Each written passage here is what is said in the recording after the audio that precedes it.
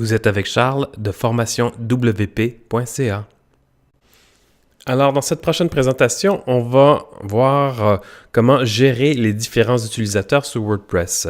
En principe, quand vous créez votre site WordPress, il y a un utilisateur qui se crée, c'est l'administrateur principal. Celui-ci aura toujours plus de pouvoir que tous les autres qui vont être créés par la suite.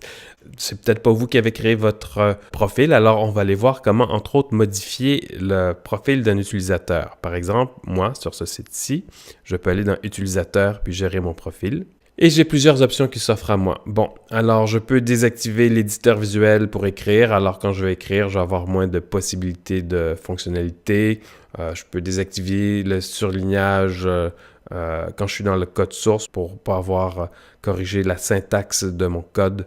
Les couleurs de l'interface, ça c'est celle qui est active présentement. Si je la change, vous voyez que je peux choisir si on veut s'amuser avec ça. C'est en plein le genre de truc, moi, qui ne m'atteignent pas, pour lesquels je n'ai que très peu d'intérêt. D'autres choses, des raccourcis clavier pour gérer les commentaires. Afficher la barre d'outils lorsque vous visitez le site. Ça, c'est intéressant. Si vous regardez dans ma version à moi, quand je vais voir le site, en haut, j'ai cette barre-là qui apparaît quand je suis sur le site.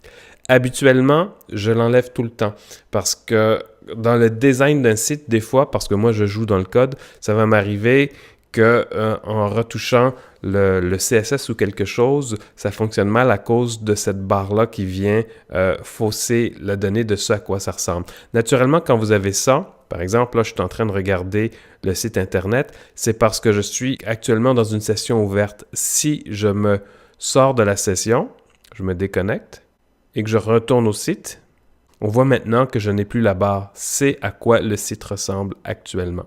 Je vais me reconnecter.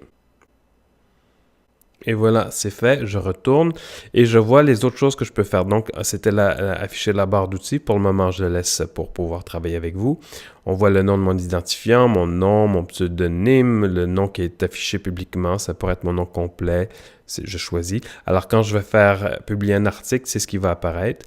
Mon adresse courriel, mon site internet, je peux mettre des renseignements biographiques qui pourraient être utilisés lors de l'affichage d'un article et ainsi de suite. Je pourrais générer un nouveau mot de passe et finalement, je mets le tout à jour, ce que je n'ai pas besoin de faire. Si je veux ajouter, je peux cliquer sur tous les utilisateurs. On voit que sur ce site, je suis tout seul. Et si je voulais ajouter un nouveau profil, je donnerais un nom, Bob, et ça, son adresse courriel, le nom. Automatiquement, le système va lui générer un mot de passe qui ressemble à ceci. Je pourrais m'amuser à le changer pour quelque chose de plus simple. Pas besoin de vous dire qu'un mot de passe simple est très dangereux.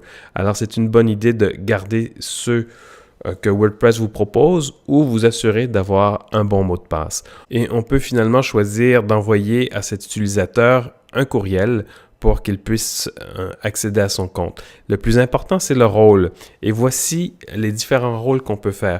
Naturellement, l'administrateur a tous les pouvoirs et ensuite, l'éditeur a des pouvoirs un petit peu en bas. Il peut créer des pages, il peut les modifier. L'auteur peut juste aller modifier du contenu et ainsi de suite. Vous pouvez faire des recherches pour trouver les descriptions exhaustives de chacun de ces rôles. Et une fois qu'on a terminé, on peut tout simplement ajouter l'utilisateur.